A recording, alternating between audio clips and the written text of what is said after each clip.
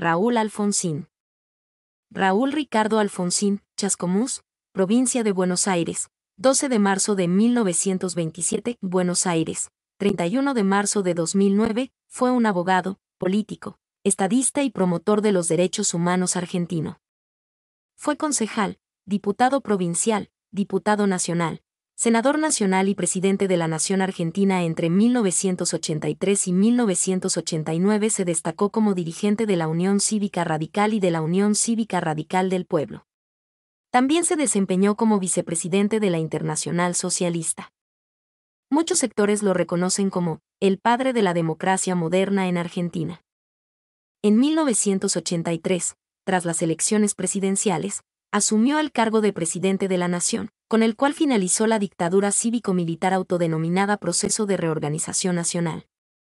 Fue también el fin de los golpes de Estado en Argentina exitosos, ya que no hubo nuevas interrupciones al orden constitucional desde entonces, aunque hubo que esperar hasta 1990 para que terminaran los levantamientos militares.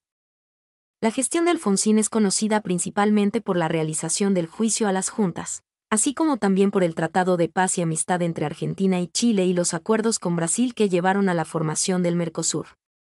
En 1985 recibió el Premio Príncipe de Asturias de Cooperación Internacional, en consideración a las dificultades de la transición política, al hacerse cargo del gobierno de la República Argentina tras una guerra de dramáticas consecuencias. Alfonsín inició su gobierno con la consigna: con la democracia se come, se cura y se educa. Su política económica estuvo marcada por una deuda externa muy alta que entró en default en 1988, una alta inflación que pasó a hiperinflación el 14 de mayo de 1989 y una economía estancada que se redujo de un PBI de $103.000 millones en 1983 a $76.000 millones en 1989. En el ámbito laboral, el gobierno de Alfonsín no habilitó la negociación colectiva de los salarios, estableció los aumentos salariales por decreto y se enemistó tempranamente con los sindicatos y la Confederación General del Trabajo, CGT, al sostener que existía un pacto sindical militar. Mantener vigente la ley sindical de la dictadura y que entre otras cosas prohibía a la CGT, e intentar, apenas 7 días después de llegado al poder, la aprobación de una ley de reordenamiento sindical, llamada Ley Muxi, por el ministro de Trabajo Antonio Muxi, que, con el objetivo declarado de democratizar las entidades sindicales, establecía la obligación de incluir a las minorías en las comisiones directivas y limitaciones para las reelecciones. Desde la CGT, partidos de oposición y las agrupaciones de abogados laboralistas, se reprochaba que esta reforma no había sido consultada con los sindicatos, tal como exigen las normas de la Organización Internacional del Trabajo, y que las limitaciones que se le pretendían imponer a los sindicatos no regían para las demás asociaciones de derecho privado, ni respetaban el principio de autonomía estatutaria. El proyecto obtuvo media sanción en diputados en la noche del 10 al 11 de febrero de 1984, pero el 14 de marzo del mismo año fue tratado en el recinto del Senado y rechazado por un solo voto, resultando definitorio el voto negativo de Elías Apag, del Movimiento Popular Neuquino. Desde ese momento, el gobierno de Alfonsín vivió un fuerte conflicto con los sindicatos, incluidos 13 paros generales y más de 4.000 huelgas sectoriales, hasta 1988, cuando el gobierno alfonsinista aceptó dialogar con el sindicalismo. Ponce Muxi renunció a su cargo y fue designado embajador en Ecuador. Juan Manuel Casella, ministro de Trabajo luego de la renuncia de Muxi, consideró que se trató de un error táctico de Alfonsín no sentarse a conversar con los sindicatos antes de mandar el proyecto, ya que los dirigentes sindicales pudieron sentirse agredidos sin una conversación previa. Entregó el mando al justicialista Carlos Menem en 1989 en forma anticipada, en medio de un proceso hiperinflacionario. Tras dejar la presidencia realizó el Pacto de Olivos con Menem, que permitió la realización de la reforma constitucional argentina de 1994. Unos años después participó en la formación de la Alianza por el Trabajo, la Justicia y la Educación, que llevó al gobierno a Fernando de la Rúa. Ejerció brevemente como senador por la provincia de Buenos Aires entre 2001 y 2002, cuando renunció a su banca, no volviendo a ocupar cargos electos. Falleció el 31 de marzo de 2009 debido a un cáncer de pulmón. Se decretaron 3 días de duelo nacional y miles de personas concurrieron a la ceremonia de entierro, que mantuvo su féretro en el Congreso y luego lo trasladó al cementerio de la Recoleta. Alfonsín abandonó la presidencia con su popularidad en descenso debido a los malos resultados económicos de su gestión y las leyes de impunidad que impulsó para impedir el enjuiciamiento de los crímenes de lesa humanidad, cometidos en la última dictadura. Sin embargo, su imagen personal se vio en gran medida rehabilitada con los años, y muchos sondeos y estudios posteriores encuentran que la opinión pública argentina en general califica positivamente su figura entre los distintos presidentes de la historia argentina. Una encuesta de 2018, que evaluaba el desempeño de las presidencias posteriores a la restauración de la democracia, ubicó a Alfonsín en primer lugar. A partir de la instalación de la Revolución Argentina, una dictadura militar de tipo permanente, Alfonsín estrechó sus contactos con los sectores de centro-izquierda, como el socialismo dirigido por su amigo Guillermo Esteves Boero, y comenzó a desarrollar, desde la provincia de Buenos Aires, un pensamiento socialdemócrata dentro del radicalismo que tendría un considerable impacto en la juventud. En aquel primer núcleo alfonsinista se encontraban Bernardo Greenspoon, Roque Carranza, Germán López, Raúl Borrás, entre otros.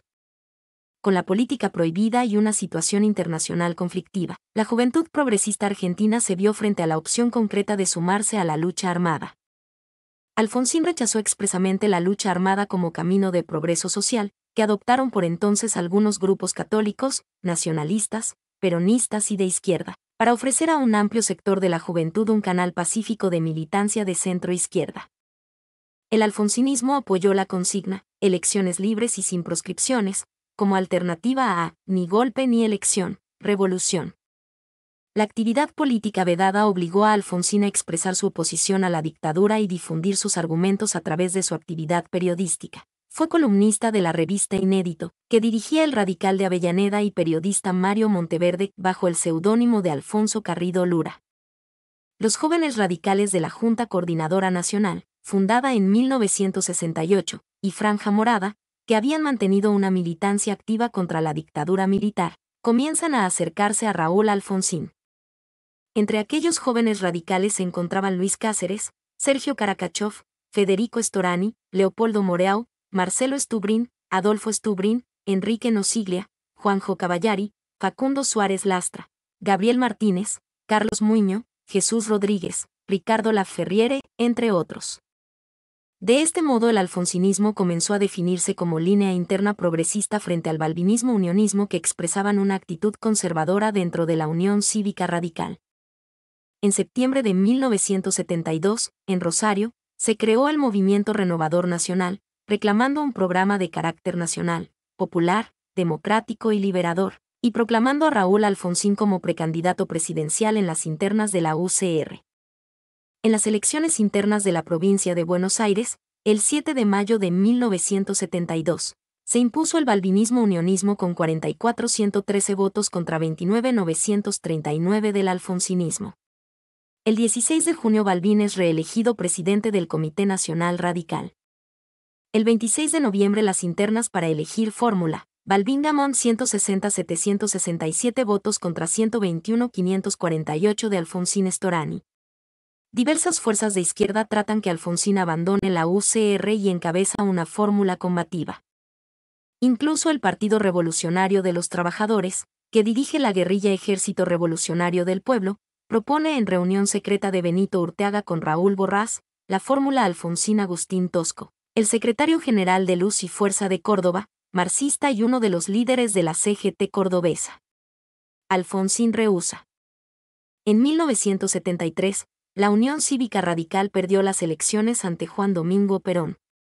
Poco después, en mayo, Alfonsín amplió la extensión del sector que conducía para crear el Movimiento de Renovación y Cambio, con una posición sumamente crítica a la estrategia de unidad nacional del balvinismo, en contra de todo acuerdo con el peronismo.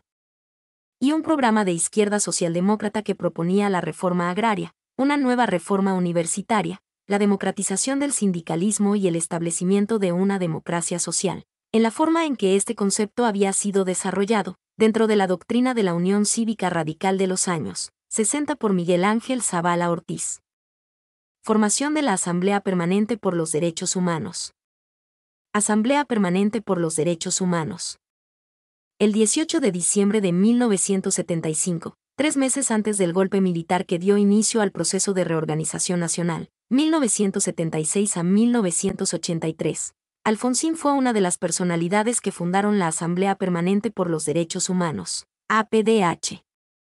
Esta asociación fue la primera creada en Argentina para hacer frente a las violaciones sistemáticas de los derechos humanos que en aquella época comenzaron con la actividad de la Alianza Anticomunista Argentina, AAO, AAA.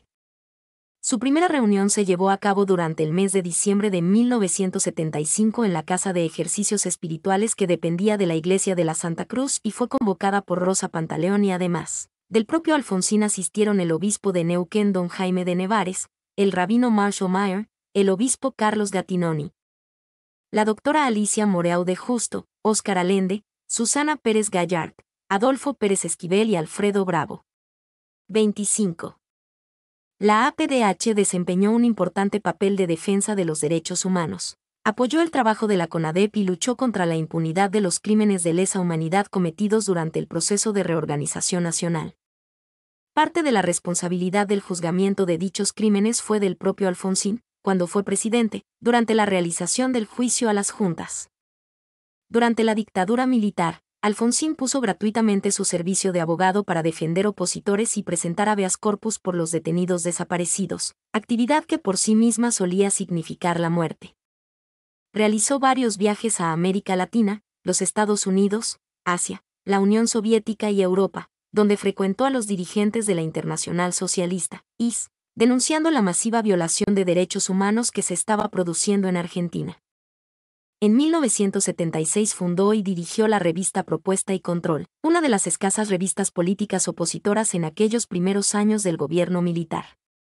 Guerra de las Malvinas. Artículo principal: Guerra de las Malvinas. En 1982, ante la Guerra de las Malvinas, y asesorado por un grupo de intelectuales como Jorge Roulet, Dante Caputo y Jorge Sábato, Alfonsín y el expresidente Arturo Frondizi fueron los únicos políticos que se opusieron a la acción militar en las Islas Malvinas. Siendo la excepción en el panorama político argentino, 26 Alfonsín sostuvo que la finalidad de la misma era lograr el fortalecimiento de la dictadura. Exigió al gobierno militar que proveyera información verídica sobre la marcha del conflicto.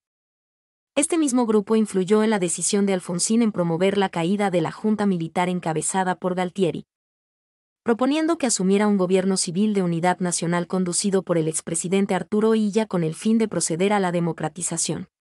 27 Se tomaba como modelo la solución Karamanlis desarrollada en Grecia luego que la dictadura de los coroneles cayera en el desprestigio tras la guerra con Turquía. La derrota en la Guerra de las Malvinas debilitó políticamente al proceso. Los dirigentes militares se acusaban unos a otros, los sectores que los habían apoyado, como parte de la Iglesia o del empresariado, ya no lo hacían, y el discurso represivo perdió legitimidad. Esto llevó a su vez a un aumento de la movilización política y a una disminución de la autocensura en la prensa, que comenzó a revelar acciones polémicas de los uniformados, principalmente la existencia de desaparecidos, que hasta entonces eran silenciadas. Al levantarse la veda política, los partidos atravesaron un periodo de afiliación masiva de la sociedad. Se considera que al realizarse las elecciones de 1983 uno de cada 3 electores estaba afiliado a un partido político. 28. Elecciones presidenciales de 1983. Artículo principal: Elecciones presidenciales de Argentina de 1983. Afiche de la campaña presidencial. Campaña electoral, ahora el argentinazo con Alfonsín. Acciones previas. Desde fines de 1982, una vez abierto el proceso de transición a la democracia bajo la presidencia del general Reinaldo Vignone, Alfonsín se convirtió primero en presidente de la Unión Cívica Radical al imponerse el Movimiento de Renovación y Cambio en las elecciones internas partidarias. Poco después fue nominado candidato a presidente de la Nación, cuando el otro precandidato radical, Fernando de la Rúa, declinó su candidatura ante el amplio apoyo que estaba recibiendo Alfonsín en todo el país. Como candidato a vicepresidente fue nominado Víctor H. Martínez, uno de los referentes de la fuerte UCR de Córdoba. Alfonsín era uno de los 2 principales candidatos presidenciales, el otro era el peronista Ítalo Luder por el Partido Justicialista, PJ. Existía entonces un generalizado sentimiento de que el peronismo sería un claro ganador, incluso entre los propios dirigentes radicales. Sin embargo, las encuestas mostraron un sostenido crecimiento del voto por Alfonsín. La campaña. La campaña electoral de Alfonsín se caracterizó por renovar los canales de la comunicación política en la Argentina. 8 meses antes de la elección, Alfonsín designó jefe de campaña a Raúl Borrás, radical de Pergamino y familiar del expresidente Arturo Illa. Además contrató al publicista David Ratto. Por entonces los partidos políticos argentinos solían restar importancia a la publicidad como método para lograr adhesión electoral y solía ser realizada por los propios dirigentes políticos. El equipo publicitario decidió personalizar la campaña, centrándola en la imagen del candidato y destacando sus cualidades naturales. Varios lemas tuvieron impacto masivo, como la frase "Ahora Alfonsín", o la imagen de un escudo con los colores de la bandera argentina y las iniciales RA, correspondientes tanto a Raúl Alfonsín como a República Argentina. También fue importante el saludo de Alfonsín, con la forma de un abrazo a la distancia, que surgió del gesto que el propio Alfonsín tuvo en un acto en el Luna Park el 7 de diciembre de 1982. Al mismo tiempo hubo una campaña política tradicional, con actos, pintadas, visitas a los hogares. Se desarrolló con aspereza y fueron muchos los choques entre militantes radicales y peronistas que pugnaban por poner a sus candidatos en los grandes paredones de diversas barriadas del conurbano bonaerense. Un momento clave de la campaña electoral fue la denuncia de un pacto entre la cúpula de las Fuerzas Armadas y la dirigencia sindical para no juzgar los crímenes cometidos por estos, lo que tuvo repercusión en el mundo. La pericia de los dirigentes de la campaña de la UCR quedará de manifiesto con la denuncia del denominado Pacto Militar Sindical, un supuesto acuerdo entre representantes de los sindicatos, léase el centro neurálgico del partido peronista en ese momento, y los militares en vías de abandonar la Casa de Gobierno. A través de la denuncia de ese arreglo político, que de acuerdo a las encuestas fue considerado por el grueso de los electores como algo real y negativo para el destino del país, Alfonsín logró identificar a su principal oponente con el pasado inmediato, con el conflictivo periodo 1974 a 1976, y con la dictadura. Esa jugada política fue efectuada, según un análisis realizado por Oscar Landy, en un momento en que los expertos coincidían en que la tasa de los intencionados de voto por la UCR se había estabilizado en tanto crecía la del peronismo. Heriberto Muraro. La campaña de Alfonsín buscó sobre todo transmitir una imagen de paz, evitando cuidadosamente todo conflicto, gestos de violencia en los actos o discursos agresivos. Cuando sectores de la juventud peronista lanzaron la consigna "Somos la rabia", la juventud radical eligió "Somos la paz". La idea imperante en el PJ era que la posibilidad de derrota era muy baja, por contar con el voto obrero asegurado. Para acentuar la importancia de su mensaje democrático, eligió para cerrar sus discursos en los actos, recitar el preámbulo de la Constitución Nacional. En cambio, el cierre de campaña del PJ, al día siguiente, se destacó por la quema de un ataúd con las siglas de la UCR. Aunque a veces se atribuye a dicha acción la derrota del PJ, la primera en elecciones libres, la mayoría de los analistas políticos y la totalidad de los encuestadores reconocidos consideran que Alfonsín habría triunfado de todas formas. 33-34. Las elecciones. Las elecciones se realizaron el 30 de octubre de 1983 y Alfonsín triunfó obteniendo el 51,7% de los votos frente al 40,1% del peronismo. La junta militar presidida en ese momento por Reinaldo Vignone pretendía entregar el mando 6 meses después, pero luego de algunos cabildeos Alfonsín asumió en el cargo el 10 de diciembre, fecha en que tuvo lugar una gran concentración popular en la Plaza de Mayo. En lugar de saludar desde los balcones de la Casa Rosada, como era la costumbre, Alfonsín habló desde el Cabildo de Buenos Aires. Presidencia de la Nación. Primavera alfonsinista. Alfonsín recibe del presidente de facto Reinaldo Vignone la banda presidencial en la Casa Rosada. Duración: 28 minutos y 48 segundos, 48 discurso de asunción de Alfonsín. El 10 de diciembre de 1983 Raúl Alfonsín asumió la presidencia de la Nación. Su gobierno enfrentó dos grandes grupos de problemas: la consolidación de la democracia, la difusión de la misma hacia todos los ámbitos de la sociedad, la relación con las Fuerzas Armadas. y la obra general de gobierno condicionada por la inflación y la crisis de la deuda. El gobierno de Alfonsín tenía detrás de sí una fuerza nueva, la civilidad que había votado su propuesta de construir un Estado de Derecho, al cual los poderes corporativos, fuerzas armadas, Iglesia y sindicatos deberían someterse y consolidar un sistema político que resolviera los conflictos de una manera pacífica, ordenada, transparente y equitativa. La civilidad vivió la euforia y la ilusión de que la democracia por sí sola resolvería los problemas económicos y sociales, imponiéndose pacíficamente a los poderosos intereses establecidos que se le oponían. El gobierno en su diagnóstico de la crisis consideró que los problemas económicos eran menos significativos que los políticos. Lo fundamental era eliminar el autoritarismo y encontrar los modos auténticos de representación de la voluntad ciudadana. Se propende a la libertad de expresión, a la libertad de opinión. Se buscó una sociedad de participación, el pluralismo y el rechazo de los dogmatismos. Se realizó un programa de alfabetización masiva, el Congreso Pedagógico, la eliminación de la censura en las actividades artísticas. Hubo profundas transformaciones en la universidad y en el sistema científico. Volvieron los intelectuales del exilio ocupando los medios de comunicación y se los empleó como asesores o funcionarios técnicos. En el campo de las relaciones individuales se promovió la ley de divorcio vincular y la patria potestad compartida, 35.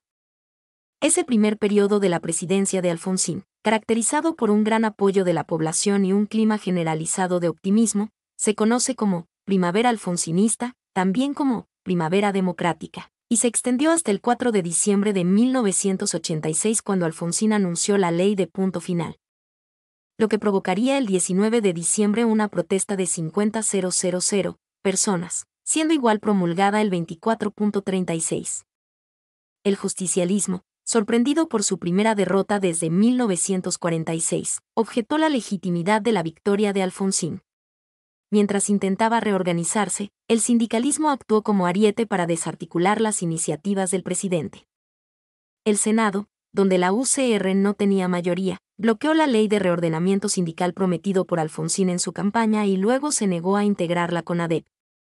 El justicialismo decidió sacudir su tradición movimentista y revalorizar al partido político, influenciado por el éxito de Alfonsín. La resistencia de la cúpula a ese cambio promovió rupturas y nació la Renovación Peronista, nombre semejante al Movimiento de Renovación y Cambio de Alfonsín. Para los comicios nacionales de 1985 el justicialismo se fracturó y la UCR triunfó en todas las provincias menos dos, La Rioja y Formosa. Los dos liderazgos peronistas más influyentes se proclaman parte de la renovación, Antonio Cafiero y Carlos Menem. Política de derechos humanos. Luego de asumir las autoridades democráticas el 10 de diciembre de 1983, el presidente Alfonsín, en acuerdo con el Senado, controlado por el peronismo, nombró una nueva Corte Suprema de Justicia. En la foto Carlos Fait, al asumir como ministro de la Corte. La política de derechos humanos fue uno de los aspectos más destacados del gobierno de Alfonsín. Debió enfrentar el desafío de consolidar la democracia en un país con una larga tradición de dictaduras cívico-militares que habían llegado al terrorismo de Estado, con masivos y sistemáticos crímenes de lesa humanidad, entre los que se destacaban miles de personas desaparecidas, incluyendo niños. La revelación de las atrocidades cometidas y el eventual enjuiciamiento de sus responsables era por un lado un reclamo de las organizaciones de derechos humanos con apoyo masivo de la población, como las Madres de Plaza de Mayo y las Abuelas de Plaza de Mayo, así como una necesidad de construir una democracia sólida sobre principios de verdad y justicia, pero por otro lado tensionaba peligrosamente la transición, debido a que los militares y los sectores de poder nacional e internacional que lo apoyaban continuaban activos y con la capacidad de realizar nuevos golpes de Estado. Al momento de asumir el gobierno democrático, en diciembre de 1983, aún predominaban en América Latina dictaduras instaladas bajo la doctrina de la seguridad nacional establecida por Estados Unidos en la Guerra Fría, con fuerte reconocimiento internacional, en tanto que todos los países fronterizos de Argentina, Bolivia, Brasil, Chile, Paraguay y Uruguay estaban gobernados por regímenes dictatoriales. 40. En esas condiciones la política de derechos humanos de Alfonsín obtuvo dos logros de alta significación en la historia argentina y mundial. 1. El informe Nunca Más, que documentó miles de casos de desapariciones, asesinatos, torturas, violaciones, robos de bebés y centros clandestinos de tortura y exterminio, y fue ampliamente difundido a la población con enorme impacto. 2. El juicio a las juntas. Ordenado en forma personal por Alfonsín en uso de sus facultades como jefe del cuerpo de fiscales. En este carácter, el 13 de diciembre de 1983, apenas 3 días de asumir el cargo, dictó los decretos números 157/83 y 158/83. El primero de ellos ordenaba promover la persecución penal de los jefes guerrilleros Mario Eduardo Firmenich, Fernando Vaca Narvaja, Ricardo Armando Obregón Cano, Rodolfo Gabriel Galimberti, Roberto Cirilo Perdía, Héctor Pedro Pardo y Enrique Heraldo Gorriarán Merlo, por los delitos de homicidio, asociación ilícita, instigación pública a cometer delitos, apología del crimen y otros atentados contra el orden público, sin perjuicio de los demás delitos de los que resulten autores inmediatos o mediatos, instigadores o cómplices. El segundo decreto ordenó someter a juicio sumario a 9 de los 10 militares de las 3 armas que integraron las juntas que dirigieron el país desde el golpe militar del 24 de marzo de 1976 hasta la Guerra de las Malvinas en 1982, Jorge Rafael Videla, Orlando Ramón Agosti, Emilio Eduardo Macera, Roberto Eduardo Viola, Omar Graf Figna, Armando Lambruschini, Leopoldo Fortunato Galtieri, Basilio Lamí Dosso y Jorge Anaya. Ya en junio de 1983, siendo candidato presidencial y en un discurso de campaña, pronunció su célebre frase: "Se combatió al demonio con las armas del demonio y convirtieron a la Argentina en un infierno". Esta visión quedó plasmada en el prólogo al informe Nunca Más, redactado por Ernesto Sábato. Durante la década del 70 la Argentina fue convulsionada por un terror que provenía tanto desde la extrema derecha como de la extrema izquierda, fenómeno que ha ocurrido en muchos otros países. Así aconteció en Italia, que durante largos años debió sufrir la despiadada acción de las formaciones fascistas, de las Brigadas Rojas y de grupos similares.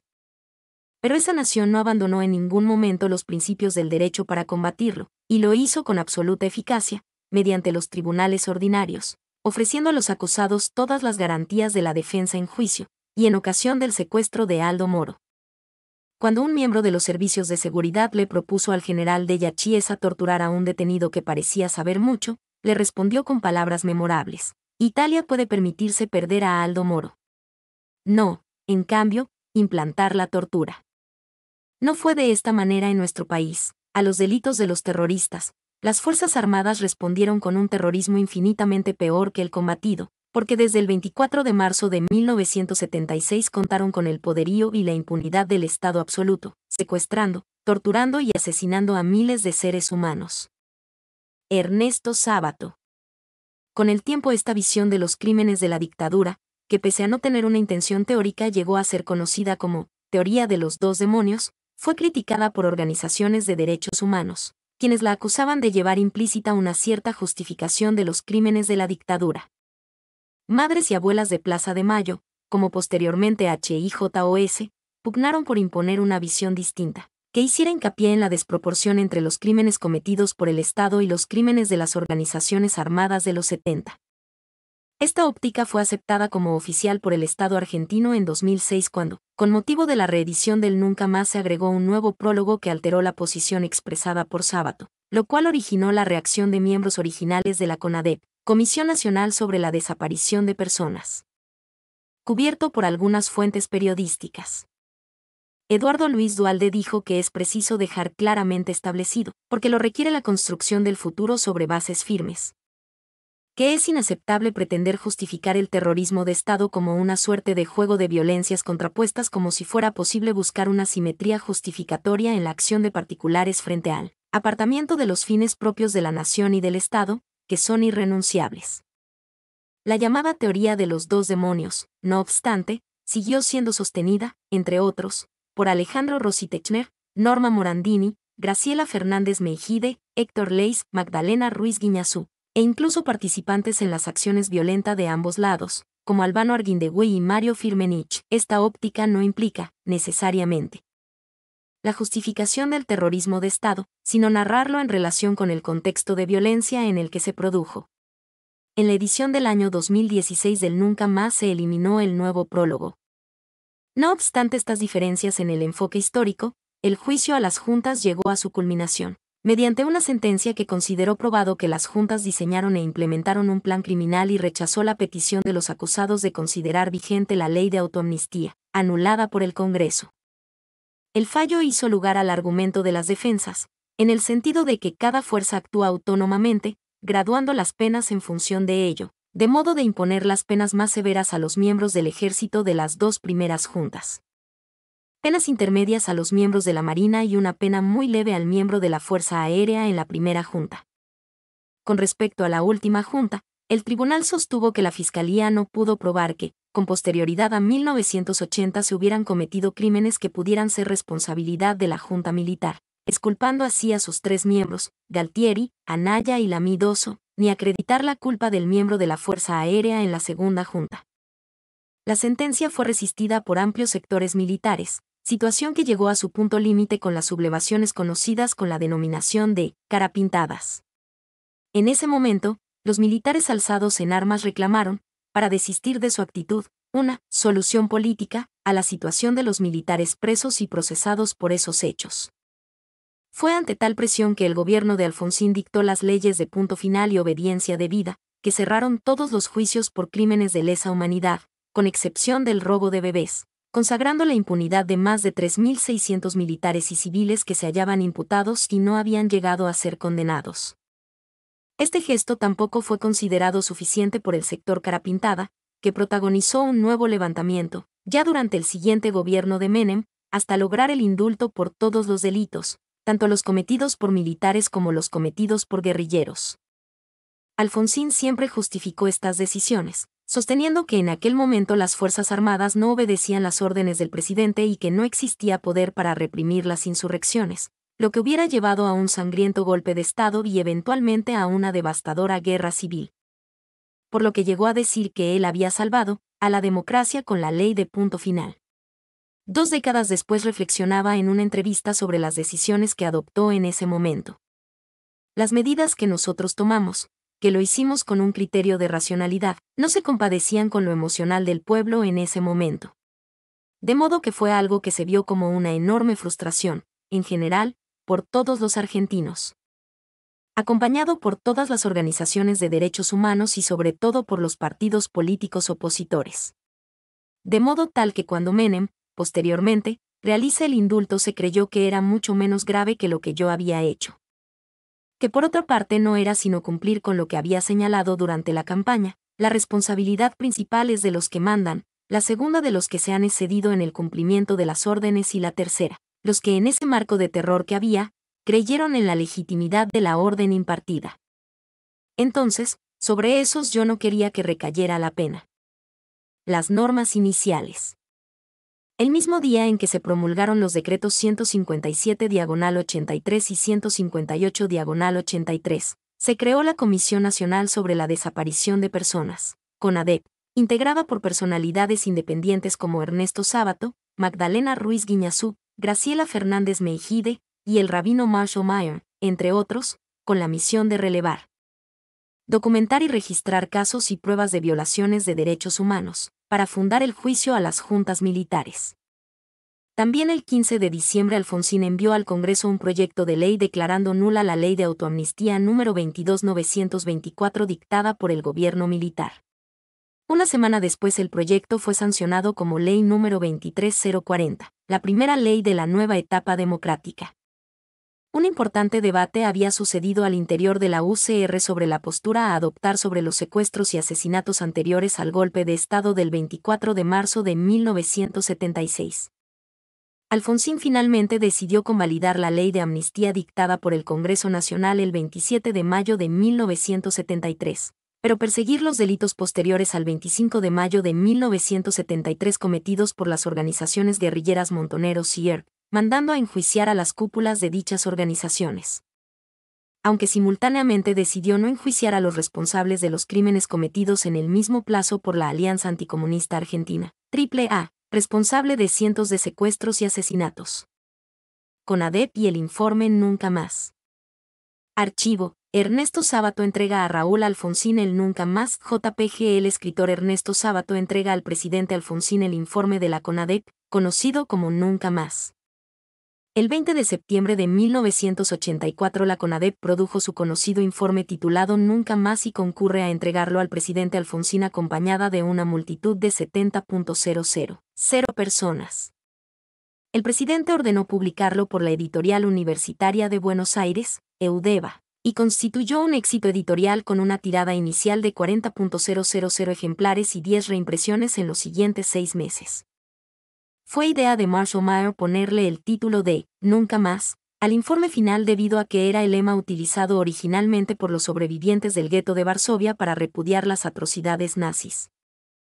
El gobierno alfonsinista también autorizó que la CONADEP realizara una presentación televisiva del informe en uno de los canales del Estado.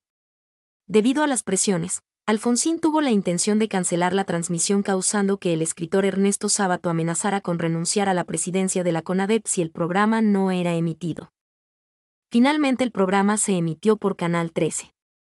Tuvo 1 hora y media de duración, que comprendía 5 bloques con filmaciones, fotos fijas y testimonios grabados, más una introducción del ministro del Interior, Antonio Trócoli, que se agregó posteriormente, expresando que las violaciones de derechos humanos registradas en el informe Nunca más constituían solo un aspecto del drama de la violencia en Argentina, siendo el otro aspecto, la irrupción de la subversión y el terrorismo alimentado desde lejanas fronteras. 57 El programa alcanzó 20,5 puntos de rating, lo que equivalía en ese momento a aproximadamente a unos 640.000 espectadores. El informe Nunca más y su amplia difusión produjo efectos políticos, jurídicos y culturales de primer orden. Conformó un amplio cuerpo de pruebas irrefutables que permitieron conocer la magnitud que alcanzaron las desapariciones y las torturas en la Argentina. A la vez que legitimó en la cultura nacional la causa de los derechos humanos y la lucha de los organismos actuantes en Argentina. Juicio a las juntas. El juicio a las juntas fue un proyecto de Alfonsín que comenzó a tomar forma luego de la Guerra de Malvinas, recomendado por un grupo de expertos entre los que se destacaba Carlos Nino. La idea original de Alfonsín consistía en enjuiciar solamente a 9 de los 10 militares que integraron 3 de las 4 juntas militares que dirigieron la dictadura, eximiendo de responsabilidad a los militares que integraron la última. Asumido el nuevo gobierno democrático en diciembre de 1983, el presidente Alfonsín, con acuerdo del Senado en manos del peronismo, nombró a todos los integrantes de la Corte Suprema y de los distintos tribunales que integraban el Poder Judicial de la Nación, entre ellos la Cámara Federal en lo Criminal y Correccional de la Capital Federal, a la que le correspondería enjuiciar en definitiva a las juntas militares. 2 de sus miembros, los radicales Ricardo Gil Avedra y Andrés de Alessio, habían pertenecido al grupo que Alfonsín había creado en 1982 para establecer la política de derechos humanos de su eventual gobierno. A su vez, de Alessio le recomendó al peronista León Arslanian. Por otra parte, debido a que en aquel momento el presidente de la Nación tenía a su cargo el cuerpo de fiscales federales, Alfonsín nombró como fiscal ante la Cámara Federal de la Capital Federal a Julio César Estracera y a su adjunto Luis Moreno Ocampo. El plan original de Alfonsín era que las propias Fuerzas Armadas se depuraran enjuiciando y condenando a las juntas militares, para que luego la sentencia fuera revisada en segunda instancia por el Poder Judicial de la Nación. Para ello, Alfonsín envió al Congreso un proyecto de ley que asignaba al Fuero Federal del Poder Judicial la función de revisar en segunda instancia las sentencias de los tribunales administrativos del ámbito militar. En el Congreso, el proyecto tuvo un agregado propuesto por el senador por Neuquén Elías Zapac y apoyado por el peronismo, asignando también al Poder Judicial la facultad para sustituir a los tribunales militares y arrogarse directamente el juicio, cuando hubiere demoras e inacciones injustificadas. Rápidamente quedó en evidencia que Consejo Supremo de las Fuerzas Armadas no investigaría ni enjuiciaría a los máximos responsables de las violaciones de derechos humanos durante la dictadura. El 4 de octubre de 1984 la Cámara Federal en lo Criminal y Correccional de la Capital Federal tomó la decisión de desplazar al tribunal militar que estaba enjuiciando a las juntas para hacerse cargo directamente del juicio. El fiscal de Cámara designado por Alfonsín era Julio César Estracera y su adjunto era Luis Gabriel Moreno Ocampo.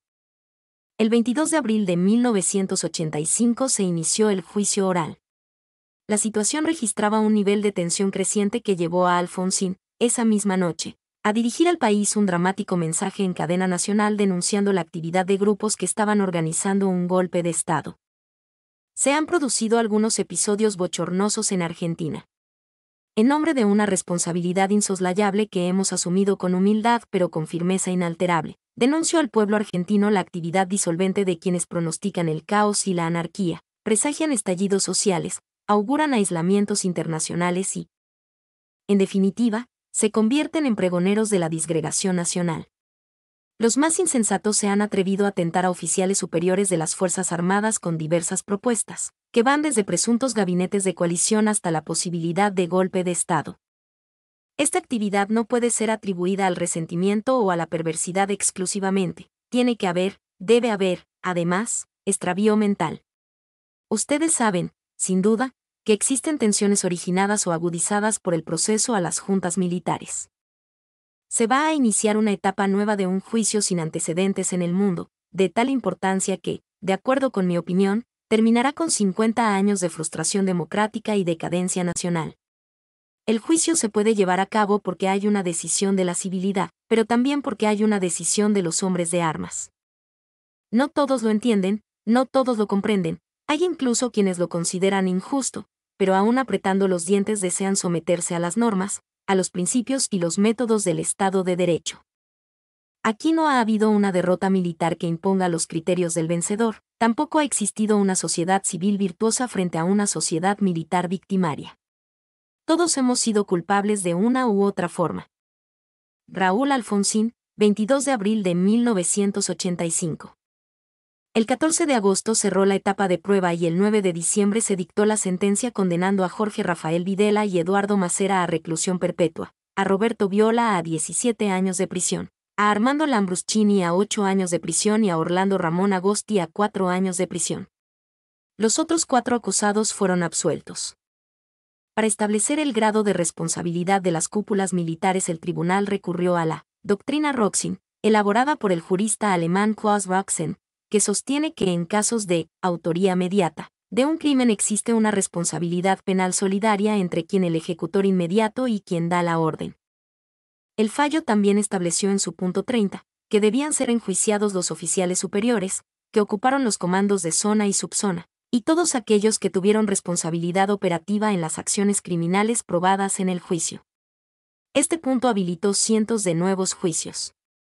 Por las características que tuvo, la condena a las juntas militares realizada por un gobierno democrático constituyó un hecho sin precedentes en el mundo, que contrastó fuertemente con las transiciones negociadas que tuvieron lugar en aquellos años en Uruguay, Chile, Brasil, España, Portugal y Sudáfrica. Ley de punto final.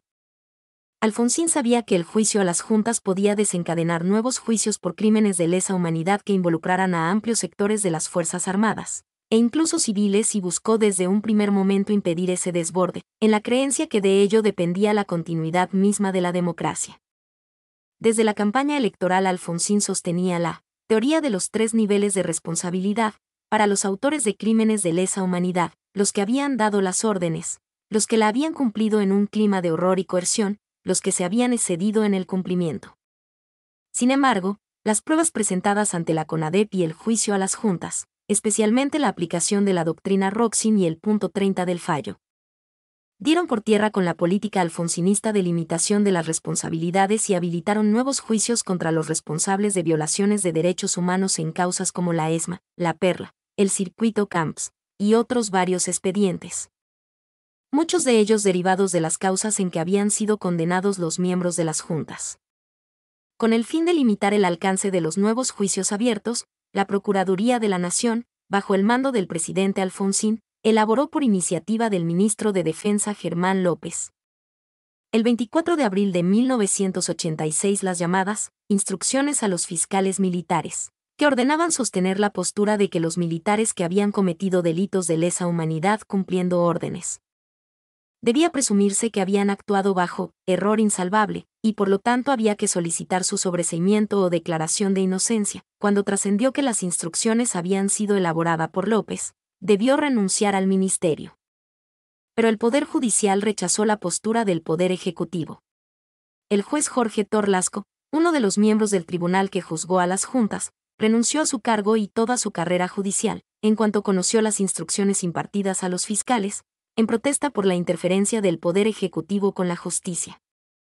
Casi de inmediato y cumpliendo con el punto 30 del fallo del juicio a las juntas, Causa 13/84. El Poder Judicial avanzó en dirección a condenar a todos los que participaron inmediatamente en la comisión de los crímenes de lesa humanidad. El 19 de mayo de 1986 un miembro de la policía de la provincia de Córdoba encontró cargas de trinitrotolueno, TNT, en una alcantarilla en el interior de la guarnición de Ejército Córdoba, donde estaba previsto que pasara el automóvil que transportaba el presidente Alfonsín. 67-68 Al año siguiente la guarnición dio refugio al entonces mayor Ernesto Barreiro para evitar su comparecencia ante la justicia, desencadenando el primer levantamiento cara pintada. El 2 de diciembre de 1986, el Tribunal Federal N. Grados 1 de La Plata dictó sentencia en el caso del Circuito Camps, condenando a Ramón Camps, Ovidio Pablo Riqueri, Miguel Echecolats y otros 4 represores por los crímenes cometidos en más treintena de centros clandestinos de detención bajo jurisdicción de la policía bonaerense. De inmediato Alfonsín intentó frenar la escalada de descontento en las Fuerzas Armadas y elaboró un proyecto de ley para limitar a 60 días el plazo para imputar judicialmente a los autores de todos los crímenes de lesa humanidad cometidos durante la dictadura. En cuanto el proyecto trascendió a la opinión pública, las abuelas de Plaza de Mayo enviaron una carta al ministro Tonelli, denunciando que el proyecto, tal como estaba redactado, implicaba declarar la muerte jurídica de los niños desaparecidos, anulando toda posibilidad de hallazgo y restitución. Alfonsín ordenó entonces modificar el proyecto para excluir del mismo aquellos delitos ajenos a la alegada acción contra el terrorismo como, por ejemplo, la supresión del Estado civil de menores. El día 5 de diciembre de 1986, Alfonsín habló en cadena nacional, para anunciar el envío al Congreso del proyecto de ley de punto final. El 13 de diciembre próximo se cumplen 3 años del mensaje que dirigía al pueblo argentino para anunciar la decisión política del gobierno de investigar judicialmente las violaciones a los derechos humanos. Existe de manera clara una dificultad creciente, consecuencia del largo tiempo transcurrido en las investigaciones con el consiguiente retraso en la asignación de responsabilidades.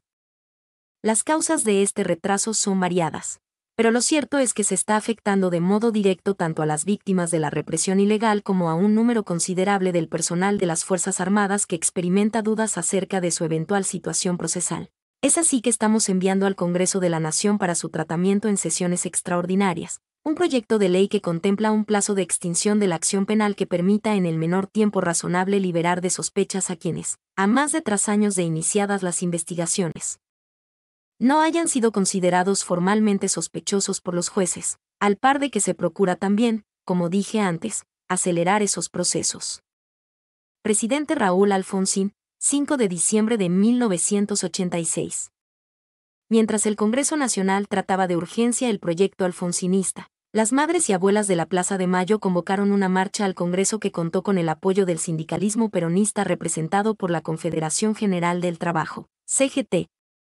Las corrientes de la izquierda peronista encolumnadas en la juventud peronista e incluso a los estudiantes universitarios radicales organizados en Franja Morada.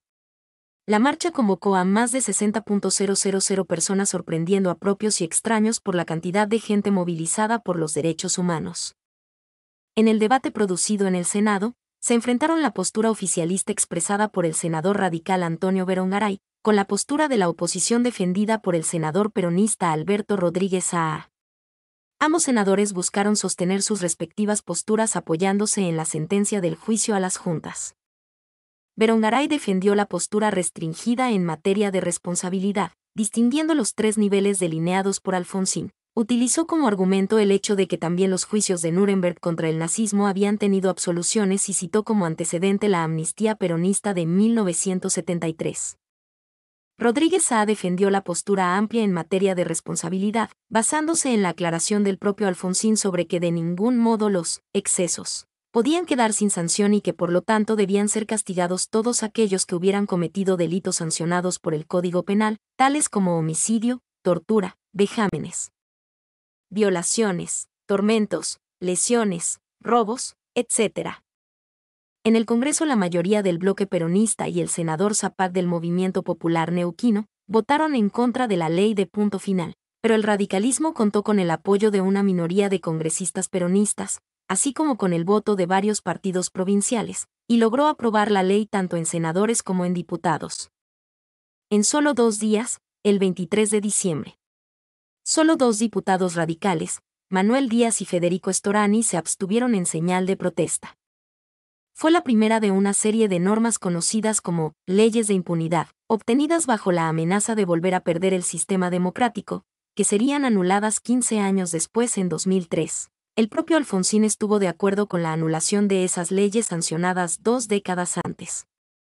Pero la ley de punto final no tuvo el efecto deseado y multiplicó las denuncias, acusaciones, citaciones y procesamientos de militares señalados como autores de crímenes de lesa humanidad, sumando unos 400 acusados más a los ya existentes, 60, aumentando el descontento en los ámbitos militares y conservadores, nacionales e internacionales.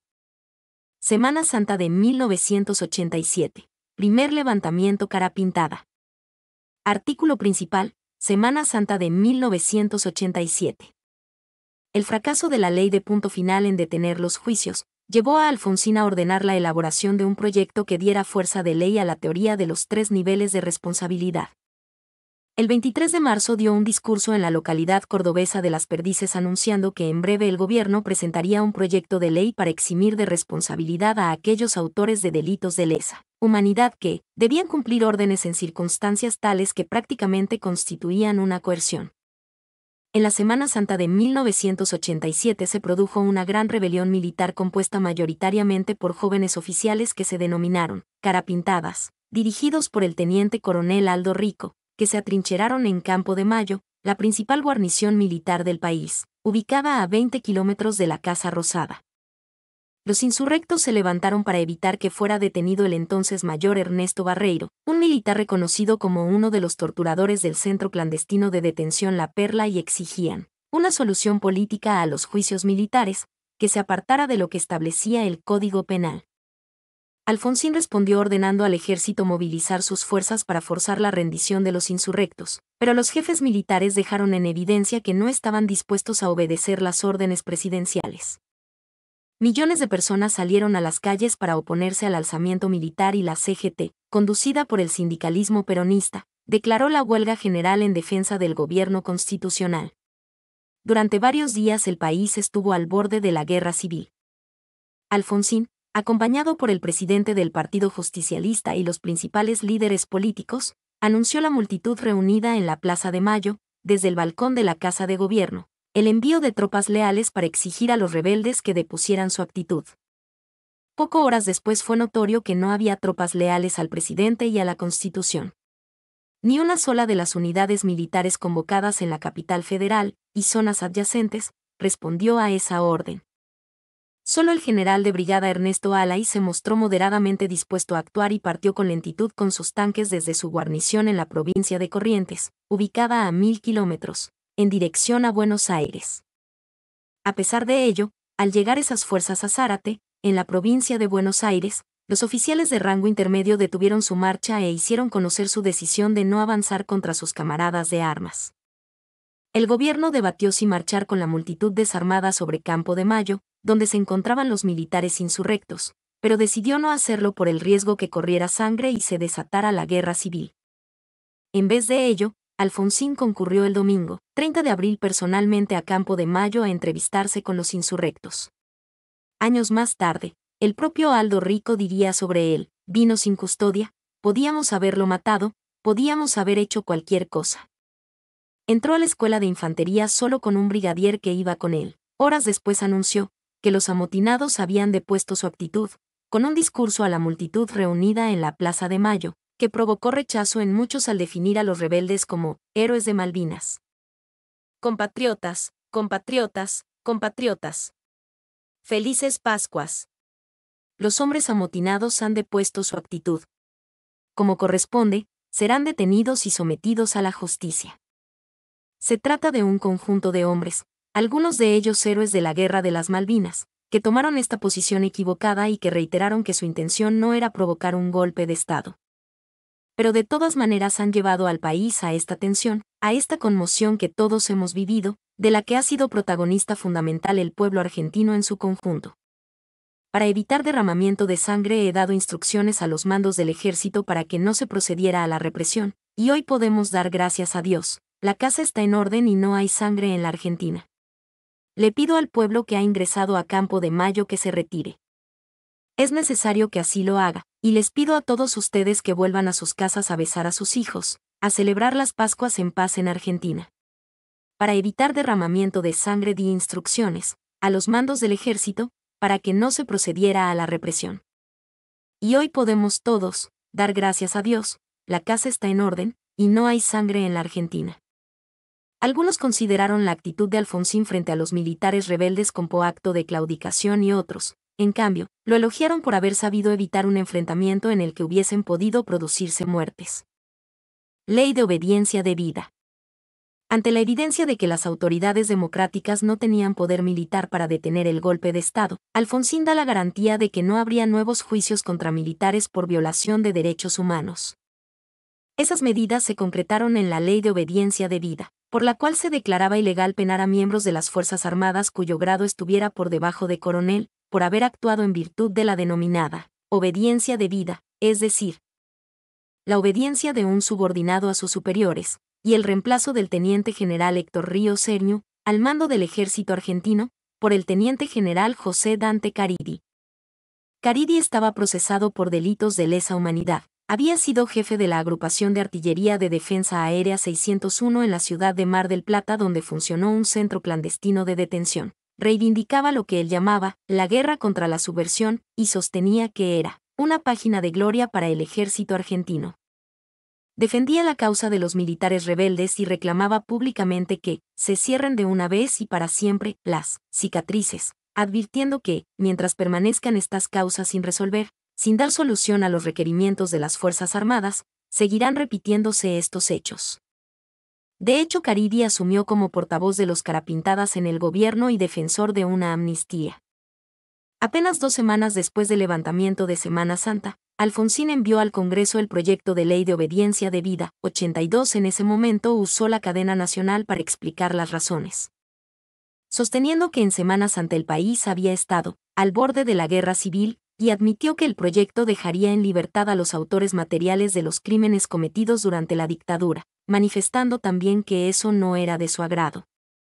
El proyecto alfonsinista establecía legalmente, sin posibilidad de prueba en contrario, que los jefes, oficiales subalternos, suboficiales y personal de tropa de las Fuerzas Armadas, de las Fuerzas de Seguridad, policiales y penitenciarias, que habían sido autores de delitos durante la dictadura, habían realizado esos actos por obediencia debida, y que por lo tanto debían ser exculpados.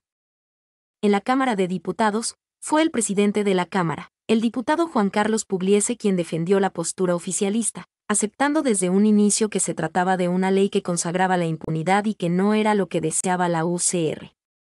Si pudiéramos hablar no sobre lo que es sino sobre lo que deseamos, diría que lo que deseamos no es este proyecto de ley. Hubiéramos deseado que en 1983 las Fuerzas Armadas se hubieran juzgado a sí mismas y reconocido ante el país, en una franca autocrítica, que habían obrado mal y de una manera que todo el país rechazaba. El tema pasó a la justicia civil.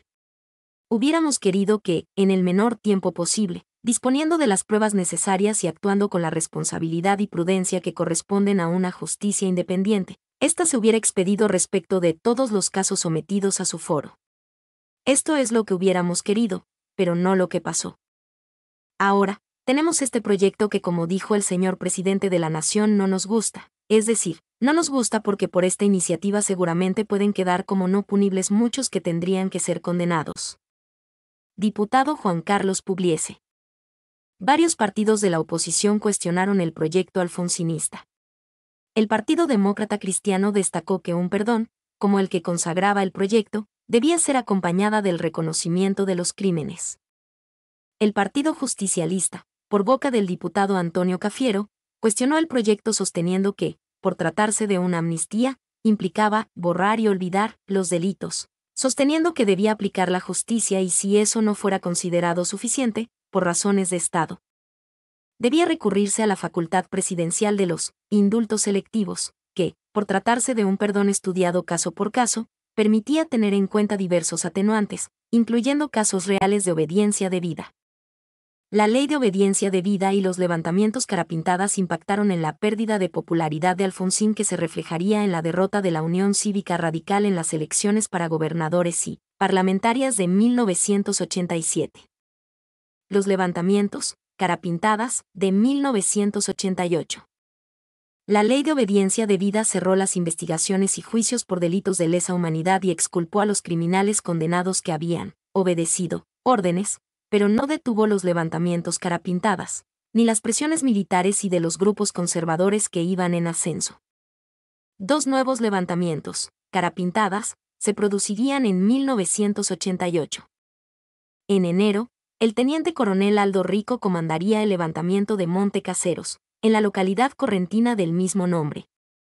En diciembre se produjo el levantamiento de Villa Martelli a cargo del coronel Mohamed Ali Seineldin, que buscaba la amnistía general e irrestricta para los miembros de las organizaciones político-militares de la década de 1970. Copamiento del cuartel de la Tablada. El 23 y 24 de enero de 1989 se produjo un sangriento intento de copamiento del Regimiento de Infantería Mecanizado 3 ubicado en La Tablada, en el Gran Buenos Aires, por parte del grupo guerrillero de izquierda Todos por la Patria. El ejército y la policía sufrieron 11 bajas y 54 heridos, mientras que Todos por la Patria tuvo 32 muertos y 4 desaparecidos. El presidente Alfonsín sostuvo que fue él quien ordenó la represión, algo que también compartió la Comisión Interamericana de Derechos Humanos al investigar los hechos. Pero el investigador Felipe Celesia sostiene que durante el primer día, las operaciones represivas dentro del cuartel estuvieron bajo el mando autónomo del poder militar y que el presidente Alfonsín recién pudo asumir el control de las mismas a partir del día siguiente.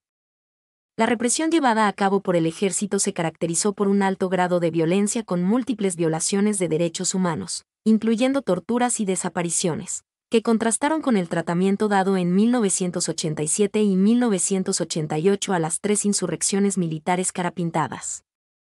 En 1997 la Corte Interamericana de Derechos Humanos, CID, tuvo por probado que el Estado argentino fusiló, torturó y vejó a varias de las personas que fueron detenidas. Evitó investigar los delitos de lesa humanidad cometidos por los militares y otros funcionarios, además de no respetar el derecho al debido proceso.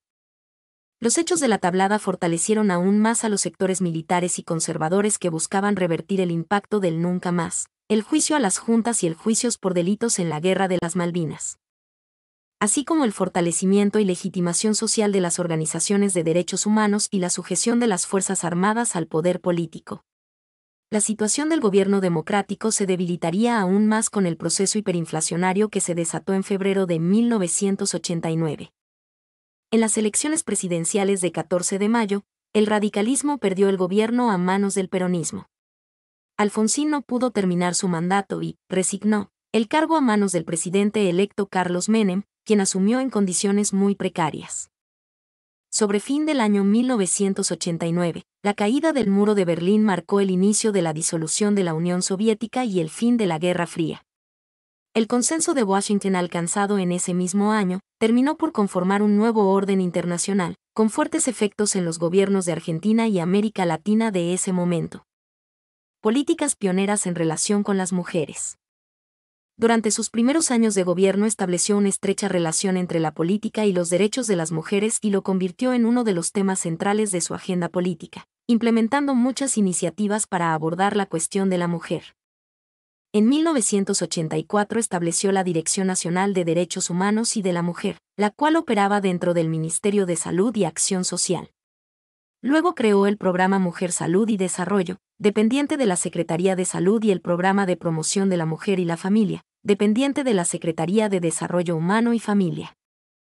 Dentro de este último programa, en 1985 se formó el Consejo Asesor, mediante una resolución ministerial. Dicho consejo estaba compuesto por mujeres provenientes de diversos sectores, como la política, el sindicato, el ámbito académico, así como representantes de organizaciones feministas y comunitarias. En 1985, logró que el Congreso Nacional aprobara la Ley 23.179 de la Convención sobre Eliminación de todas las formas de discriminación contra la mujer. Durante su gobierno se logró la sanción de leyes protectoras de los derechos de las mujeres y los niños, como la Ley de Igualdad de los Hijos Nacidos dentro y fuera del matrimonio, Ley 23.264. Esta ley, que generó mucha polémica, significó igualar completamente ante la ley hijos legítimos, con hijos ilegítimos, nacidos fuera del matrimonio de madre soltera con todos los mismos derechos, incluyendo la herencia del padre. también el derecho a pensión al cónyuge en matrimonio de hecho. En 1985 se sancionó la Ley de Patria Potestad compartida entre el padre y la madre, ley que en 1974 había sido vetada por la presidenta durante el gobierno peronista de María Estela Martínez de Perón.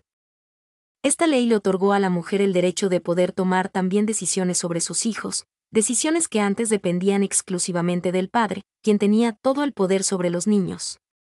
En 1986 se sancionó la Ley de Igualdad de Oportunidades para trabajadores y trabajadoras con responsabilidades familiares.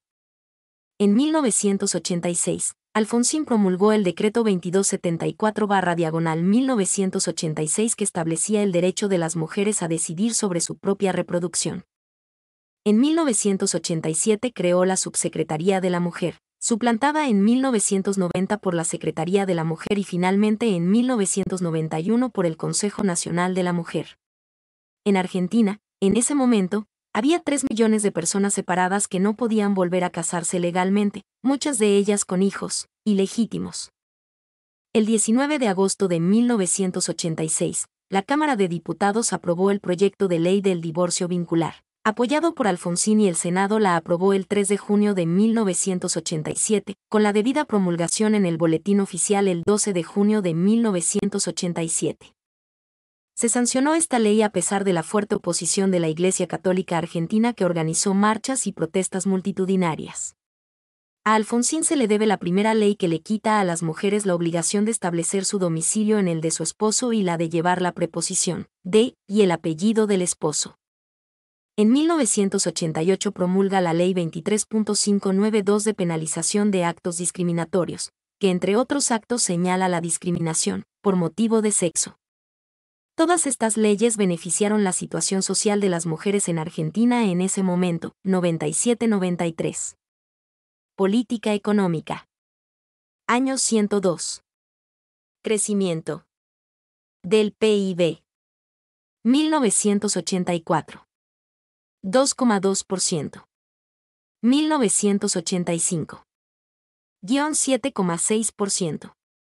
1986. 7,9%. 1987. 2,9%. 1988. 2,6%. 1989. 7,5%. La situación económica y social en la que Alfonsín asumió el gobierno era realmente desfavorable, interna y externamente.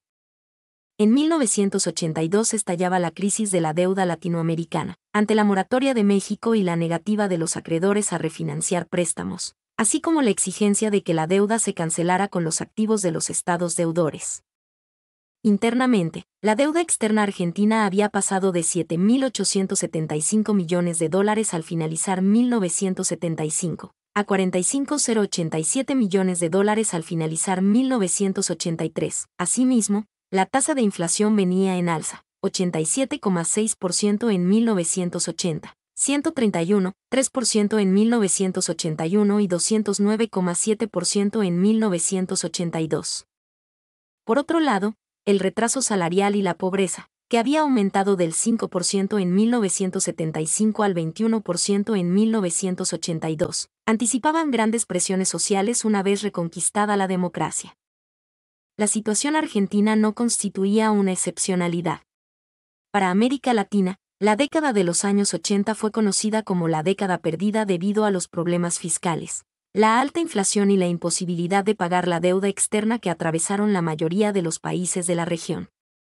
A esto se suma la caída de los precios de las materias primas durante la década de 1980, que significó un marcado deterioro del comercio internacional para los países exportadores de materias primas. Primera etapa. En una primera etapa, Alfonsín recurrió al esquema económico que el radicalismo había utilizado con considerable éxito durante la presidencia de Arturo Illia 20 años antes. Su primer ministro de Economía, Bernardo Greenspan, y gran parte de sus colaboradores habían sido parte de aquel equipo.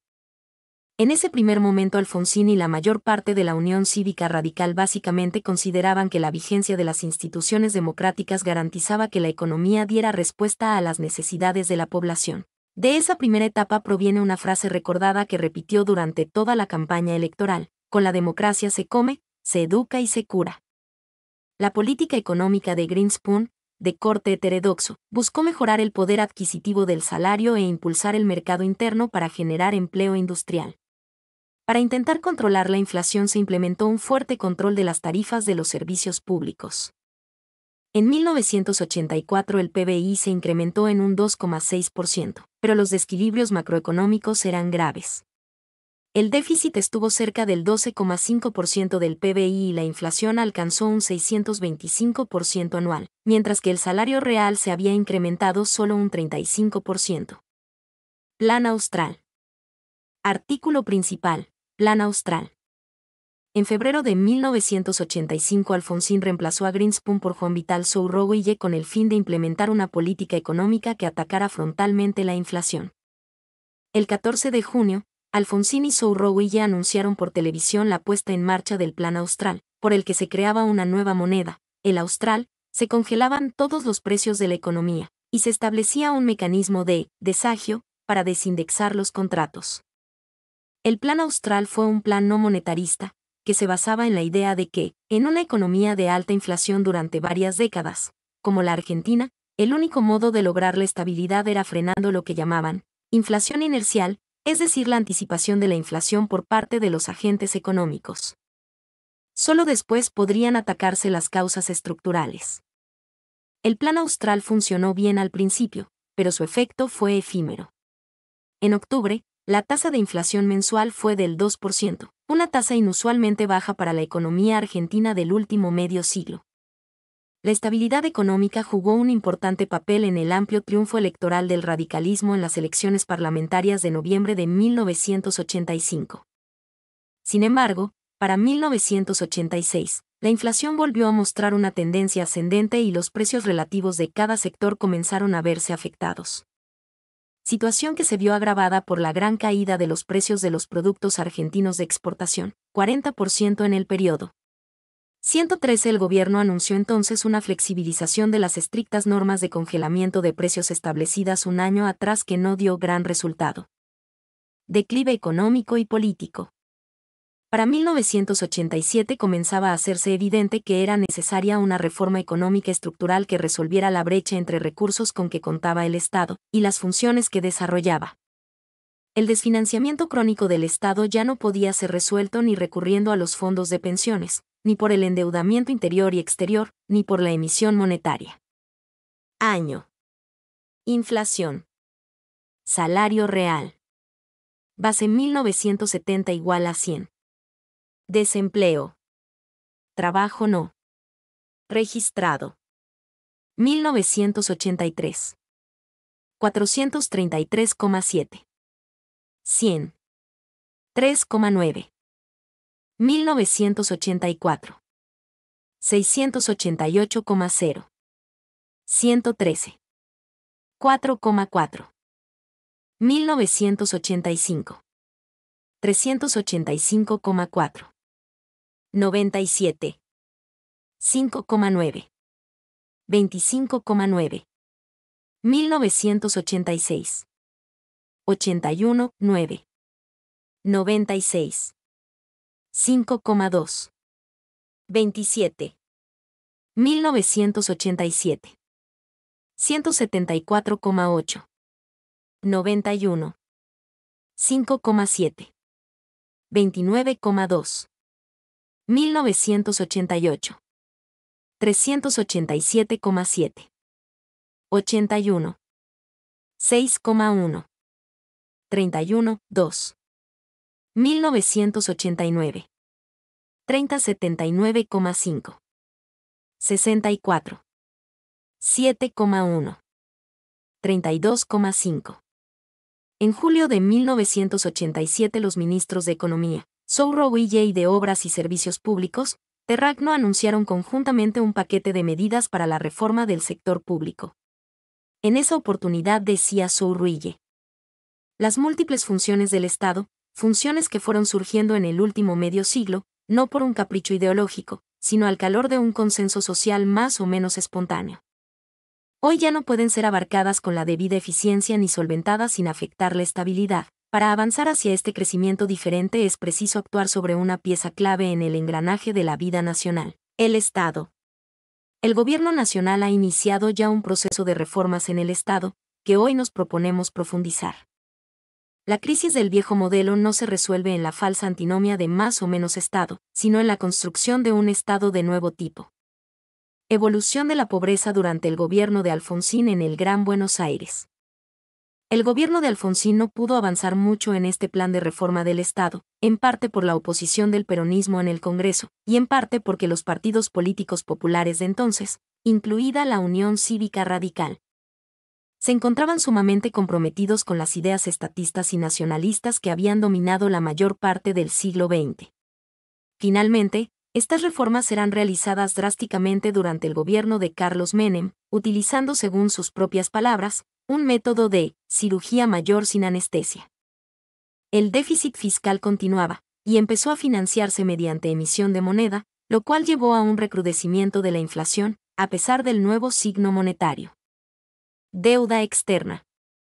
Artículo principal: Historia de la deuda externa argentina.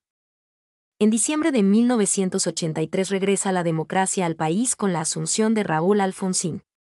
La deuda externa había aumentado un 364% durante el gobierno militar hasta llegar a los 45.000 millones de dólares, por lo que su pago demandaba el 50% de las divisas generadas por las exportaciones del país. 117 Alfonsín declaró: es imprescindible que se comprenda que el pago de la deuda tiene que estar vinculado a nuestras exportaciones y, por otro lado, estamos convencidos que se necesita una refinanciación a largo plazo y con los años de gracia que corresponda. La Argentina quiere pagar, está dispuesta a pagar, quiere cumplir con sus obligaciones, pero también todos debieran advertir de que aquí hay alguna suerte de culpa concurrente. Raúl Alfonsín. En 1984 el gobierno declaró una moratoria unilateral de la deuda por 180 días mientras intentaba iniciar una renegociación. En mayo de ese año, Alfonsín junto a los presidentes João Figueiredo, Brasil, Belisario Betancort, Colombia, y Miguel de la Madrid, México, hicieron una declaración sobre la imposibilidad de cumplir con los pagos de la deuda externa debido al alza de la tasa de interés internacional y el proteccionismo de los países centrales. En agosto se anunció que se había llegado a un acuerdo con el FMI, que fue finalmente firmado en diciembre de ese año. 121. En febrero de 1986, el gobierno anunció la suspensión de pagos a los acreedores del Club de París. En ese momento la deuda con estos países ascendía a $6.000 millones. En febrero de 1987, la Argentina logró un acuerdo stand-by con el FMI. A los dos acuerdos de este tipo celebrados con el fondo se le suman otros dos acuerdos compensatorios por caída de exportaciones, 1987 y 1988. En abril de 1988, Argentina entró en moratoria del pago de su deuda externa. Durante el gobierno de Alfonsín la deuda llegó a los 58.700 millones de dólares, subiendo un 44%. Hiperinflación. Artículo principal: Hiperinflación argentina de 1989 y 1990. En agosto de 1988 la inflación alcanzaba el 27,6% mensual. En octubre, el gobierno de Alfonsín puso en práctica un plan de salvataje, el Plan Primavera, cuyo objetivo primordial era llegar a las elecciones con la economía bajo un mínimo de control. Básicamente consistía en un acuerdo de moderación del aumento de precios con la Unión Industrial Argentina y la Cámara Argentina de Comercio y un nuevo régimen cambiario, en el que el Estado intermediaba en la compra y venta de divisas. Pero el alto endeudamiento externo e interno, estancamiento, escasa inversión en bienes de capital e infraestructura y un grave desequilibrio fiscal hicieron que el Plan Primavera durara poco. Los operadores cambiarios lo rechazaron, no generó confianza y adicionalmente a comienzos de 1989, el Banco Mundial suspendió su ayuda a la Argentina. El 5 de febrero, el ministro Juan Vital Sourroguille, el presidente del Banco Central, José Luis Machinea, y el secretario de Hacienda del Ministerio de Economía de la Nación, Mario Broderson, resolvieron aplicar cambios en la política económica. Para ello dispusieron decretar un feriado bancario por 48 horas. Durante mayo de 1989, El tipo de cambio que oficialmente se encontraba fijo se elevó de 80 a 200 australes por cada dólar estadounidense, equivalente a una abrupta devaluación mensual de un 150%, lo que, naturalmente, tendió a acrecentar en gran medida las ya de por sí fuertes presiones inflacionarias. La inflación, que en enero de 1989 era del 387%, creció a 460% en abril. Ese año la cotización del dólar subió el 2.038% y al terminar el año, la inflación fue del 3.079%. La hiperinflación de 1989 provocó un aumento en el porcentaje de personas viviendo en la pobreza del 25% a comienzos de 1989, al récord histórico de 47,3% en octubre del mismo año. Ante esto, el ministro Juan Vital Sourroguille, el presidente del Banco Central, José Luis Machinea, y el secretario de Hacienda del Ministerio de Economía de la Nación, Mario Broderson, resolvieron aplicar cambios en la política económica. Tras decretar un feriado bancario de 2 días, se resolvió que ante la creciente demanda de dólares se priorizaría preservar el stock de reservas y el Banco Central no iba a licitar más dólares, permitiendo una libre flotación de las divisas. A su vez, también una pauta devaluatoria para el mercado comercial del 6% para ese mes. Otra de las medidas fue la implantación de un tercer tipo de cambio, 130. Durante mayo de 1989, el tipo de cambio que oficialmente se encontraba fijo se elevó de 80 a 200 australes por cada dólar estadounidense, equivalente a una abrupta devaluación mensual de un 150%, lo que, naturalmente, tendió a acrecentar en gran medida las ya de por sí fuertes presiones inflacionarias. La inflación, que en enero de 1989 era del 387%, creció a 460% en abril. Ese año la cotización del dólar subió el 2.038% y al terminar el año, la inflación fue del 3.079%. La hiperinflación de 1989 provocó un aumento en el porcentaje de personas viviendo en la pobreza del 25% a comienzos de 1989, al récord histórico de 47,3% en octubre del mismo año. Muchas de las transacciones comenzaron a realizarse mediante trueque o utilizando al dólar estadounidense como referencia. Política de obras y servicios públicos. Al momento de asumir, Alfonsín nombra a Roque Carranza como ministro de Obras y Servicios Públicos. En 1987 es reemplazado por Rodolfo Terragno. Obras públicas. En 1983, el gobierno se hace cargo de la empresa Subterráneos de Buenos Aires, ESBASE. Entre 1983 y 1989 se reconstruyen 150 coches y se amplían las líneas C, 4 nuevas estaciones, y D, una estación. Además se pone en marcha un tranvía que lleva el nombre de Premetro. En 1987 se sanciona la Ley 23.514 que asigna $50 millones anuales para la ampliación de los subterráneos. Servicios públicos. Durante el periodo 1983 a 1989 se produjo un fuerte proceso de deterioro de los servicios públicos debido a las bajas inversiones. El sector eléctrico argentino experimentó una seria crisis en el año 1988. La escasez de electricidad había comenzado en abril de 1988, por lo que se realizaron cortes del servicio eléctrico. En ese mes, se hicieron cortes rotativos de 5 horas por turno. Con la llegada del verano, y el esperable aumento de la demanda, los problemas se agravaron y, para peor, se sumaron varios incidentes. Salió de servicio la central nuclear de Atucha y fallaron 2 bombas de la central hidroeléctrica de Embalse del Río Tercero y un incendio en La Pampa afectó líneas de transporte desde la central del Chocón. La falta de energía eléctrica afectó también el abastecimiento del agua. Fue así como Obras Sanitarias de la Nación tuvo que distribuirla en tanques a las zonas del Gran Buenos Aires. El gobierno respondió profundizando las medidas de ahorro.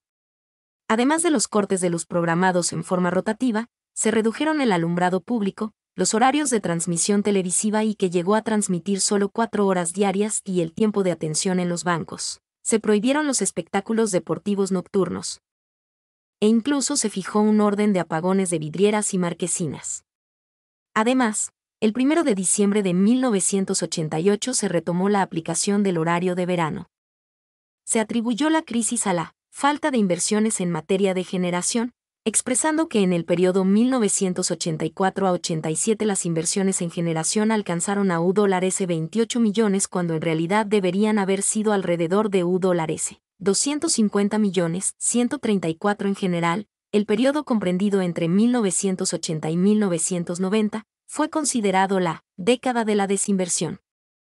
El Estado debió utilizar la importación de combustibles para la generación eléctrica y abastecer la red de gas. En el sector de las telecomunicaciones se lanzó un plan de modernización llamado Megatel. Sin embargo, para 1989 el plan había fracasado.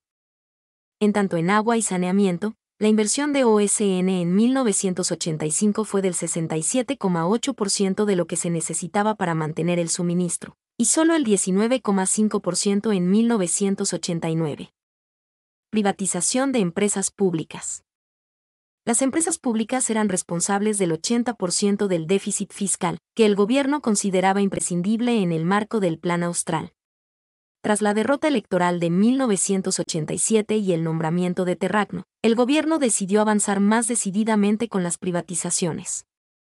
Sin embargo, se encuentran con la oposición del Partido Justicialista, por lo que solo pudieron concretar 2 de ellas. 137 Una década después, Terragno recordó esta época de la siguiente manera. La opción no era privatizar o no privatizar, sino hacerlo como nos proponemos o dejar que otro viniera a privatizar de cualquier manera. Las empresas públicas se habían convertido en un hojaldre de corrupción, ineficiencia, exceso de gasto. No había forma de corregir eso. Rodolfo Terragno 1998. En 1987 se dispuso la privatización de la aerolínea Austral que pasó a pertenecer al grupo liderado por el empresario metalúrgico Enrique Pescarmona, IMPSA, mediante la empresa Cielos del Sur S.A. 139, mientras que la telefonía móvil quedó en manos de Movicom. La privatización de la empresa telefónica Entel no llegó a buen puerto por desacuerdos internos dentro del gobierno. 140. Política social y laboral. Programa Alimentario Nacional. Esta sección es un extracto de Programa Alimentario Nacional. Editar. Cajas del Programa Alimentario Nacional, exhibidas en el Museo de Arte Latinoamericano de Buenos Aires con motivo de una exposición sobre diseño gráfico argentino en el 2023. El Programa Alimentario Nacional, PAN, de Argentina fue una política de emergencia para afrontar el hambre y la pobreza implementada durante la presidencia de Raúl Alfonsín. Consistía en el reparto mensual de cajas de alimentos a familias de escasos recursos, las cajas PAN, a través de los municipios. Se entregaban 1,2 millones de cajas mensuales. El proyecto de ley fue enviado al Congreso en diciembre de 1983 y aprobado en marzo de 1984. Ley número 23056. La ley estipulaba que el plan duraría 2 años, pero finalmente se mantuvo vigente hasta el fin del mandato de Alfonsín. Los primeros envíos se realizaron en abril de 1984 al Gran Buenos Aires, Santiago del Estero y Misiones. El plan estaba bajo la órbita del Ministerio de Salud y Acción Social de Aldo Neri y estaba dirigido por Enrique Cotí Nosiglia y Fernando Alfonsín. El PAN inspiró posteriormente otros planes similares implementados en otros países latinoamericanos. Autores críticos delinean que no se trataba de un programa dirigido a reducir la pobreza estructural, sino de una medida que seguía la tradición asistencialista del Estado argentino y de corto plazo. Política laboral.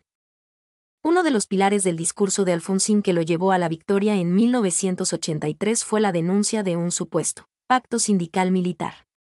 La denuncia estaba orientada a identificar al peronismo con el autoritarismo y a subsumir al sindicalismo en el peronismo.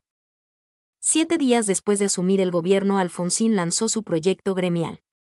Esto abrió la confrontación con los sindicatos, enviando al Congreso un proyecto de reforma sindical conocido como Ley Muxi, con el objetivo de incluir a las minorías en los organismos de dirección de los sindicatos. El proyecto fue aprobado por la Cámara de Diputados, pero rechazado por la Cámara de Senadores, dominada por la oposición peronista que controlaba la CGT. 149 Unos pocos sectores gremiales acompañaron la idea, pero los partidos de izquierda, aunque hubieran tenido alguna chance de ingresar a las conducciones, decidieron no apoyar el cambio. Pero el proyecto tuvo el efecto de unir rápidamente a todos los sectores sindicales, y establecer una lógica de confrontación entre el gobierno radical y los sindicatos, que se expresará en 13 huelgas generales organizadas por la CGT. Estas huelgas fueron calificadas como políticas, ya que, al estar la CGT controlada por el peronismo, la huelga general era un instrumento que utilizaba el Partido Justicialista para entorpecer la acción del gobierno radical. Por su parte, el gobierno radical se opuso frontalmente a restablecer los mecanismos de negociación colectiva, con el fin de preservar en manos del Estado el poder de fijar los salarios. Sin embargo, las negociaciones con los gremios fueron permanentes. En los 6 años del gobierno radical se realizaron casi 4.000 huelgas sectoriales y de empresa, 67% en el sector público, y 13 huelgas generales. En 1987 Alfonsín cambia su táctica de confrontación con el movimiento obrero y ofrece el Ministerio de Trabajo a José Rodríguez, líder de SMATA y uno de los principales dirigentes sindicales del país. Rodríguez no aceptó, pero los grandes gremios propusieron a Carlos Alderete, secretario general de Luz y Fuerza. Como resultado de este acuerdo, el gobierno de Alfonsín elaboró una nueva ley sindical que fue aprobada en 1988, Ley 23.551. Con el apoyo unánime de todos los sindicatos y parlamentarios de todos los partidos políticos. En cambio, fue cuestionada ante la OIT por la Unión Industrial Argentina, UIA, la principal organización empresarial de la Argentina. Esta queja sería continuada en los años 1990 por la CTI. Política de justicia, defensa y seguridad. Cúpulas militares. Durante el mandato de Raúl Ricardo Alfonsín, se sucedieron constantes modificaciones en la cúpula de las 3 Fuerzas Armadas, especialmente en el Ejército argentino. Como titular del Estado Mayor Conjunto de las Fuerzas Armadas designó al teniente general Julio Fernández Torres el día 16 de diciembre de 1983. Tras realizar apreciaciones personales respecto a hechos ocurridos durante el último régimen militar, se sucedió una crisis militar interna. El presidente Alfonsín ordenó al ministro de Defensa Raúl Borrás relevarlo, lo que se materializó el 4 de marzo de 1985. Fue sucedido por el brigadier general Teodoro Waldner, quien asumió el 8 de marzo de ese año y cumplió funciones hasta el 11 de julio de 1989. La Armada de la República Argentina fue la más estable de todas, ya que el almirante Ramón Antonio Arosa, designado titular de la fuerza el 16 de diciembre de 1983, se mantuvo al frente de la Marina hasta la finalización del mandato de Alfonsín el 8 de julio de 1989. En la Fuerza Aérea Argentina se sucedieron 2 comandantes. El 14 de diciembre de 1983 fue puesto al frente de la Aeronáutica el brigadier general Teodoro Guillermo Waldner, quien luego pasó a ser jefe del Estado Mayor Conjunto de las Fuerzas Armadas el 5 de marzo de 1985. Quedando el cargo de titular de la Fuerza Aérea en manos del brigadier general Ernesto Horacio Crespo, quien acompañó a Alfonsín hasta el final de su gestión. La fuerza más inestable fue Ejército Argentino, ya que se sucedieron 5 titulares durante el gobierno de Raúl Alfonsín. Ellos fueron los generales de división Jorge Hugo Arguindegui, 1983 a 1984, Ricardo Gustavo Pianta, 1984 a 1985, y los tenientes generales Héctor Luis Ríos Serño, 1985 a 1987. José II Dante Caridi, 1987 a 1988, y Francisco Eduardo Gacino, 1988 a 1989. Mi nombre es Demim. Soy tu asistente personal. Mi sitio en internet es demim.es.tl.